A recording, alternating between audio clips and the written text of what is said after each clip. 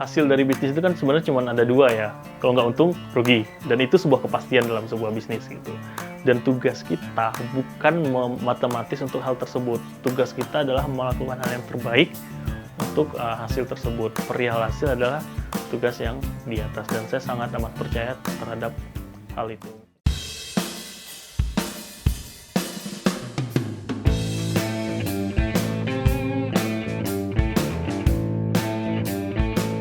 Perkenalkan, nama saya Gali Iksan Fadilah, selaku founder and CEO dari Kolega Barbershop.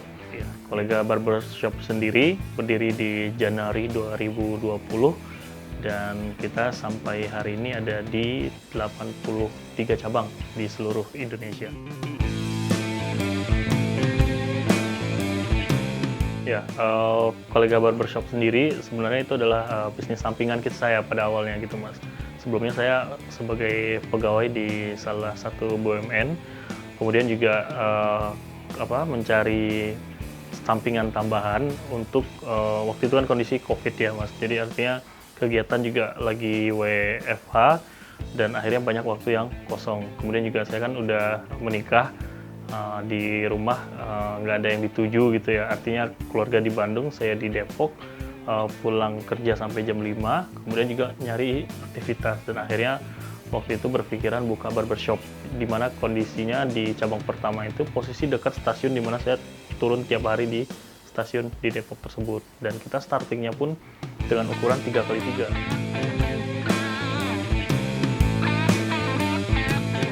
Waktu itu berpikiran bahwa bisnis jasa kita lebih ke maintain di people-nya gitu, nggak perlu harian butuh operasional. Kalau kayak rumah makan mungkin memasaknya atau minuman harus beli cup dan lain-lainnya yang butuh waktu effortnya lebih setiap hari gitu. Nah, kalau barber kita lebih ke maintain di people-nya. Tapi pada kenyataannya pas berjalan nggak sepenuhnya kayak gitu juga. Ternyata challenging juga ketika kita membina atau memberdayakan barber brand ini sebagai yang kunci utamanya dalam bisnis barbershop. Jadi kalau alasannya itu lebih kepada waktu untuk membangun barbershop ini masih bisa kita handle ketika kita masih posisi bekerja gitu.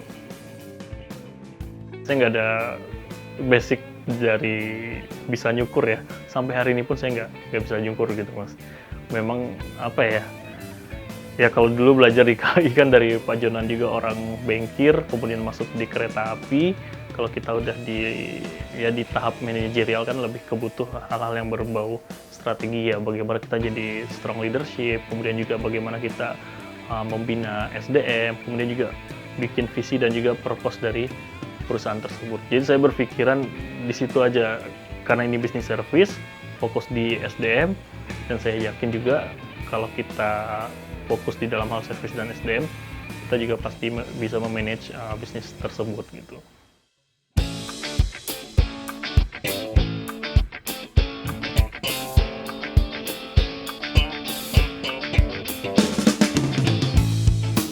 Awalnya cabang pertama itu saya sempat bertanya ke ini ya, Mas, tukang cukur langganan waktu di Bandung dulu gitu. Kita ada semacam kesepakatan nggak tertulis, saya payment sekian, kemudian akan dapat mulai dari alat, perlengkapan, SDM, dan juga termasuk interior.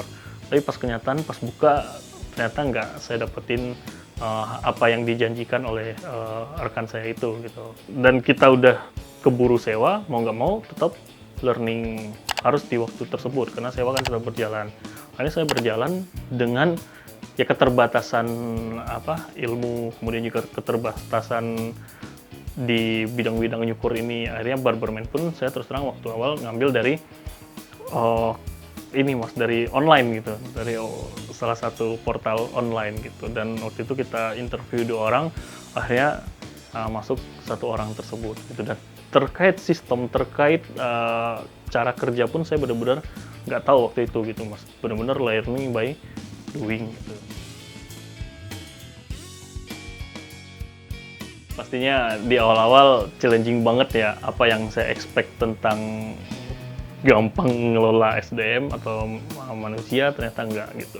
Dapat masalah di awal-awal itu lebih ke kejujuran, kemudian juga karena kita kontrolnya lemah ya, lebih banyak masalah integritas gitu. Padahal sebenarnya butuh untuk orang repeat itu kan selain kualitas juga si integritas si barberman-nya tersebut gitu. Akhirnya ya dari situ saya belajar sesuatu gitu Mas, bahwa kalau mau maju barbershop, saya juga tanya dengan lingkungan sekitar ya, barbershop di sekitar, itu kunci atau fundamental itu ada di barberman-nya.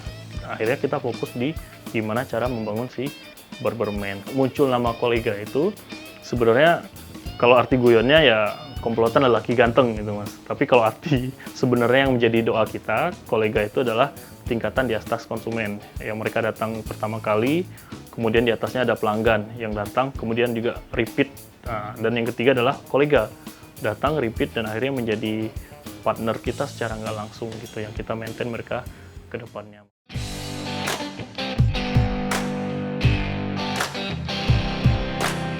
Lagi pusing juga pas COVID, omsetnya kan sempat turun hampir 60%-an gitu Mas. Nah, akhirnya kita maintain di loyal customer gitu, dan secara pribadi pun mulai kepikiran, walah kayaknya bisnis bukan jodoh gua nih gitu, kayaknya nggak akan punya masa depan nih pas bisnis di kondisi COVID itu. Tapi ya alhamdulillah sama berjalan tetap apa yang kita terapkan bisa berjalan ya semaksimal mungkin gitu ya. Kalau saya percaya partnya bisnis itu ada naik turun nih, dan saya beranggapan ketika itu adalah partnya turun gitu, dan itu harus kita hadapin gitu ya. Dan ketika turun itu kan pasti ada momentum bangkitnya, dan COVID ini kan adalah hal eksternal yang nggak kita bisa kontrol waktu itu gitu. Dan kalau kami sukses di kondisi COVID, saya percaya deh di kondisi normal ini bisnis akan running, nggak cuma jalan tapi bakal bisa lari. Dan alhamdulillah per hari ini kan kita bisa menjalankan hal tersebut.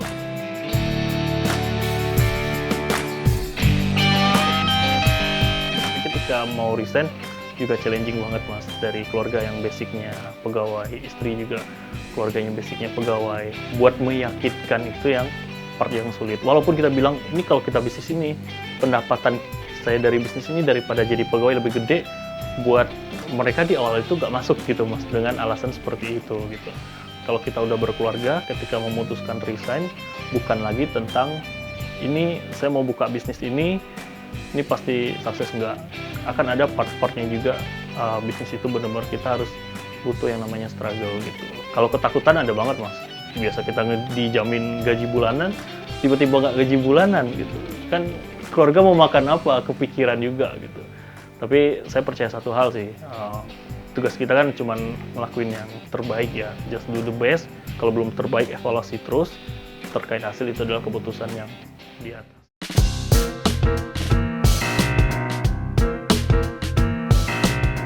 Waktu awalnya kan kita ketemu nih gap-nya ya Mas, ketika orang mau coba buka franchise tapi harganya mahal gitu. Padahal fundamentalnya kan di barberman si barbershop ini, karena temuan kita ini based on data ya Mas, 5.000 brand barbershop per tahun itu hadir di Indonesia, tapi yang bertahan itu nggak sampai 10% di tahun keduanya. Itu ada penelitian di tahun 2017 based on research juga, dan kita coba turunkan nih sebenarnya apa yang menyebabkan si barbershop ini nggak bertahan di tahun kedua, dan kuncinya ada di barberman.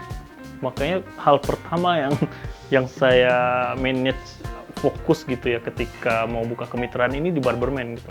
Gimana bikin barberman ini punya added value dan bisa menjadi kolega ISMI. Dan juga sebagai turunannya kami bentuk dan cetak sendiri SDM kami Mas, melalui Kolega Barber Academy. Jadi kalau di akademi ini kita nggak cuma belajar cukur, tapi ada 3 poin yang harus mereka pelajari setelah lulus nanti gitu. Satu, harus goalnya di attitude, knowledge, and skill gitu. Jadi kalau misalkan lu mau cuman skill di Kolega Academy, lebih baik jangan belajar di Kolega Academy. Temen lu punya barber, temen lu tukang pangkas, lu belajar aja, lu dapat skill kok gitu. Tapi yang kita dorong ini kan di akademinya ini kita belajar setelah lu tamat nanti, kamu bisa belajar mengenai attitude jadi barberman yang hebat tuh kayak gimana gitu. Makanya di sini kita udah push mereka gitu.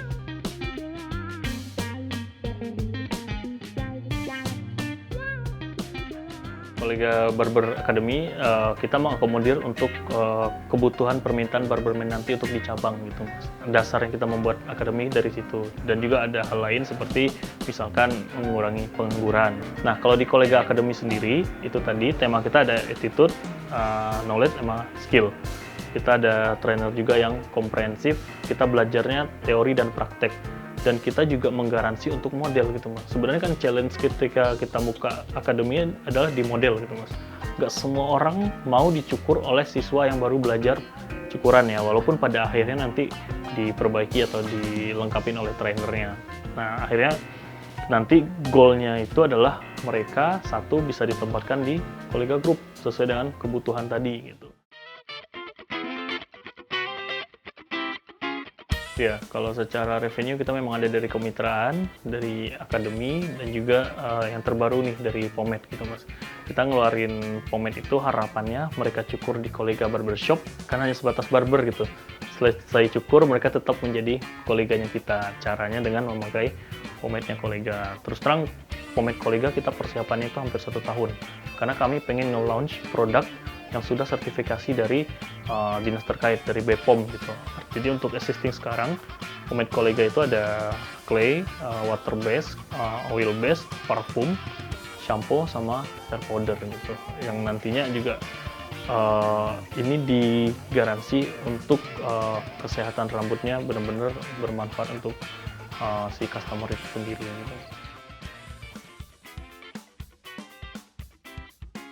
Sebenarnya jadi baik itu kita mau jadi pegawai atau mau jadi pengusaha itu kan balik lagi ke pilihan ya, Mas. Kalau saya ceritain jadi pegawai mungkin terlihat look dari orang dari luar itu oke gitu, dapat gaji tetap, tapi pada kenyataannya habis buat cicilan juga gitu, Mas. Kemudian juga terkait waktu, jadi pengusaha ini lebih fleksibel gitu. Terus terang waktunya buat keluarga gitu kan, buat kawan-kawan itu juga lebih banyak. Belum lagi kita bisa ikut workshop yang waktunya kan sesuai kita gitu ya. Dan apalagi ya, yang penting happiness buat saya itu kebermanfaatan atau berbagi buat orang banyak.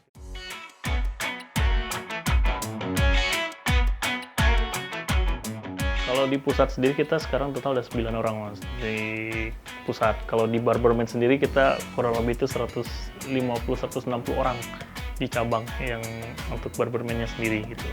Dan saya juga coba membentuk tim yang, karena visi saya pribadi ya, ingin memberdayakan Barberman gitu.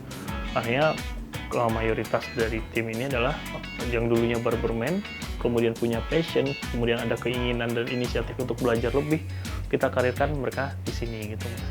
Nah, akhirnya memang PR di saya ya, karena ini masalah kalau sudah di kantor pusat kan harusnya hal-hal strategik ya, sedangkan mereka lebih patennya di hal-hal teknikal. Tapi buat saya percayalah satu hal, asal lo punya nilai kolega ISMI, gua siap buat support lo untuk belajar terus, karena nggak mungkin juga saya terus-terusan di kolega ini, pengen juga ditularkan ke teman-teman.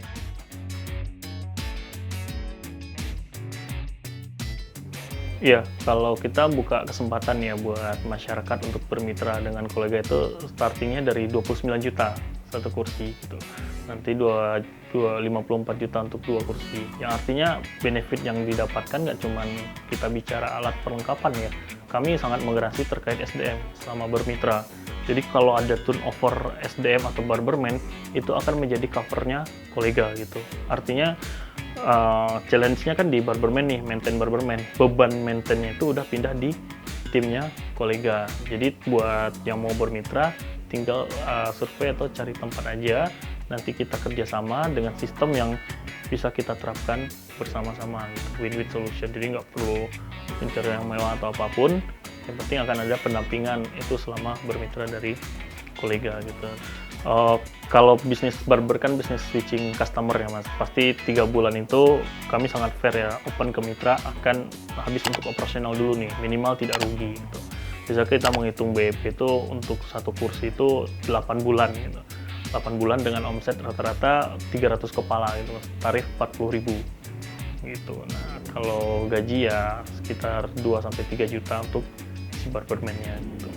Jadi ketika buka barber tentunya ada effort marketing and promosi gitu. Biasanya kita bedakan di 2 hal ya, Mas. Satu terkait offline promo, yang kedua adalah terkait digital marketing atau online gitu. Kalau offline, kolega itu konsisten di awal untuk grand opening kita promo bayar suka-suka. Yang penting orang tahu dulu nih ada barber baru di sini.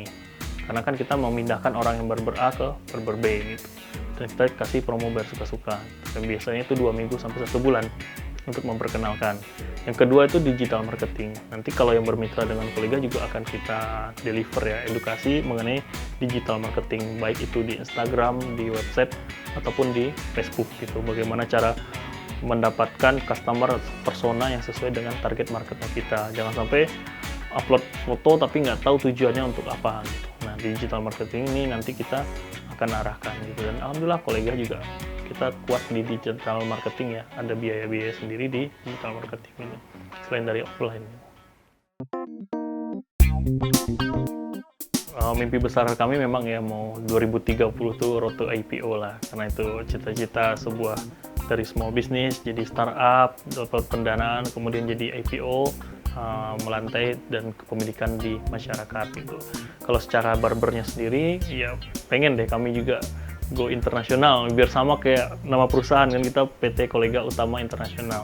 Ada internasional di belakang itu harapan kami. Kami juga bisa membawa vibe-nya barbershop lokal bisa go internasional gitu. Kalau untuk ukuran jumlah cabang tahun ini sih kita pengen mudah-mudahan bisa capai 100 cabang ya. Tapi kita nggak ngelihat quantity ya, kita lihat kualitas, di mana makin bertambahnya cabang, makin banyak juga nih keberdapakan atau kebermanfaatan buat orang banyak.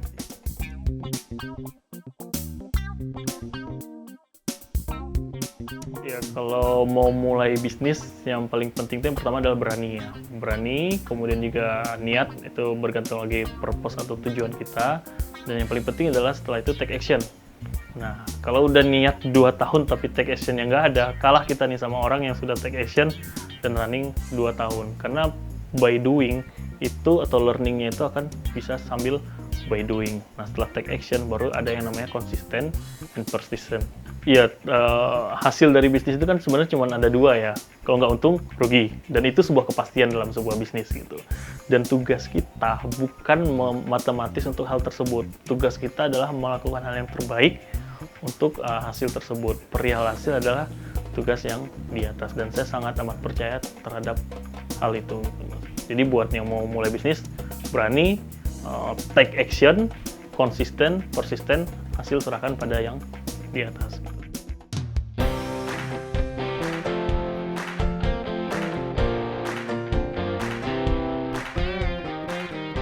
Jadi buat yang di luaran yang pengen bisnis barbershop, kami sangat open sekali terkait kemitraannya. Silahkan diskusi dulu juga nggak masalah. Yang penting kita bisa saling sharing dengan kemitraan Kolega Barbershop. Dan juga buat yang masih bingung nih mau jadi apa, ya siapa tahu coba join dengan Kolega Barber Academy ya. Karena ini juga ke depan pekerjaannya menjanjikan. Karena pertumbuhan bisnis barbershop juga semakin naik ke depannya gitu. Dan juga buat yang pengen tampil gaya, boleh nanti cobain Kolega Pomade karena sudah sertifikasi BPOM. Dan lokasi kita sendiri, untuk yang mau silaturahmi silahkan, ada di Sawangan Depok, tepatnya di Ruko Kuntaboja, Sawangan Permai. Dan untuk yang ingin mengetahui detail terkait kemitraan Kolega, boleh visit di www.kolegabarber.com. Semua informasi mengenai paket, detail harga, dan juga apa yang didapat itu ada di sana. Dan mau update terkait kegiatan Kolega, boleh banget di Instagram @kolega.barbershop.